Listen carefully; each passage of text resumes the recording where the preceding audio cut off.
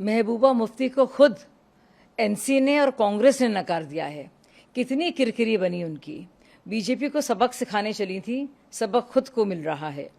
जिस तरह से जेकेएनसी और कांग्रेस ने बाकायदा उनके इस दोस्ती के हाथ को ठुकरा दिया है और कह दिया है कि उनका एजेंडा पूरी तरह से एनसी का ही एजेंडा है, यानी कि वो कॉपी कर रही हैं एजेंडे को, तो किसी भी तरह से हाथ मिलाने का या साथ आने का या किसी गठबंधन की संभावना नहीं है। इसके साथ साथ आप देखिए, ये जो नापाक गठबंधन कांग्रेस पार्टी का और जम्मू कश्मीर नेशनल कॉन्फ्रेंस का हुआ है, आप देखिए कि इसके असरात क्या होंगे, दूरगामी इसके परिणाम होंगे और किस मुंह से कांग्रेस पार्टी जम्मू में, हरियाणा में, महाराष्ट्र में वोट मांगेगी, जब लोगों को अब पता ही चल गया है कि वो उस पार्टी के साथ खड़ी है जो राष्ट्रीय ध्वज की भी कदर नहीं करते, जो चाहते हैं कि उनका झंडा ही अलग हो। दुनिया भर में बात करते हैं आरक्षण की। अगर 370 वापस आएगा, जिसकी कोशिश कर रहे हैं और जो बाकायदा नेशनल कॉन्फ्रेंस और पीडीपी चाह रही है, तो क्या होगा आरक्षण का जो वाल्मीकि भाइयों को मिल रहा है, जो गुज्जर और भाइयों को मिल रहा है, जो बकरवालों को मिल रहा है, जो सिख भाइयों को मिल रहा है, जो सारी जो आज़ादी और नए कानून जो महिलाओं के लिए हैं जो लागू हो रहे हैं उनके ऊपर जम्मू में और कश्मीर में। तो एक तरफ तो बात करते हैं आरक्षण की, दूसरी तरफ जम्मू और कश्मीर में आरक्षण को हटाने की बात करते हैं, जो बड़ी मुश्किल से उनको मिल पाया है, जो सहूलियत और जो भी उनको स्टेट सब्जेक्ट के तौर पर उनको पहली बार मान्यता मिली है, एक आइडेंटिटी मिली है हमारे सफाई कर्मचारी वाल्मीकि साथियों को, वो आप आइडेंटिटी को ख़त्म फिर से करना चाह रहे हैं। तो बहुत ज़्यादा सवाल का जवाब देना होगा और मुझे मालूम नहीं कि किस तरह से राहुल गांधी इन सवालों से बच पाएंगे। और मैं ये भी जानना चाहती हूँ, क्या उमर अब्दुल्ला जो हैं हरियाणा जाकर प्रचार करेंगे और प्रचार करेंगे महाराष्ट्र में? उद्धव ठाकरे खुश होंगे उनकी इस कवायद से कि 370 को वापस लेना चाहिए।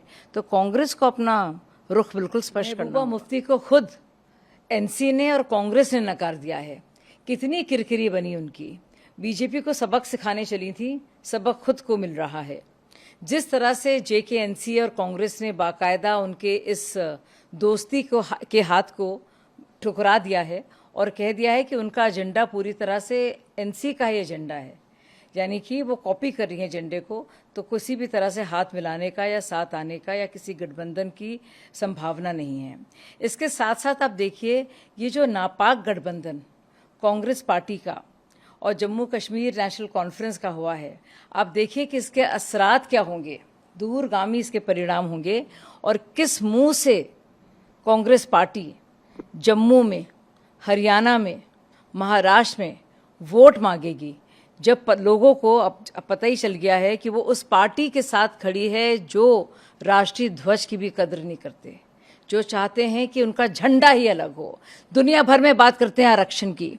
अगर 370 वापस आएगा, जिसकी कोशिश कर रहे हैं और जो बाकायदा नेशनल कॉन्फ्रेंस और पीडीपी चाह रही है, तो क्या होगा आरक्षण का जो वाल्मीकि भाइयों को मिल रहा है, जो गुज्जर और भाइयों को मिल रहा है, जो बकरवालों को मिल रहा है, जो सिख भाइयों को मिल रहा है, जो सारी जो आज़ादी और नए कानून जो महिलाओं के लिए हैं जो लागू हो रहे हैं उनके ऊपर जम्मू में और कश्मीर में।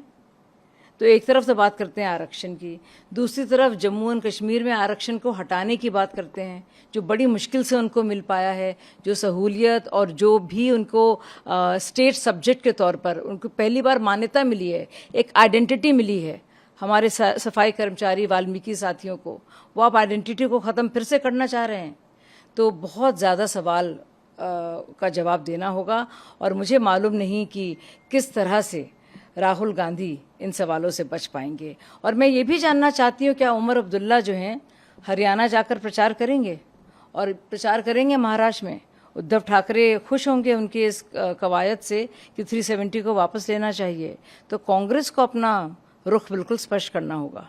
न्यूज नेशन अब व्हाट्सएप पर खबरों की ताजा अपडेट के लिए न्यूज नेशन के इस QR कोड को स्कैन करें।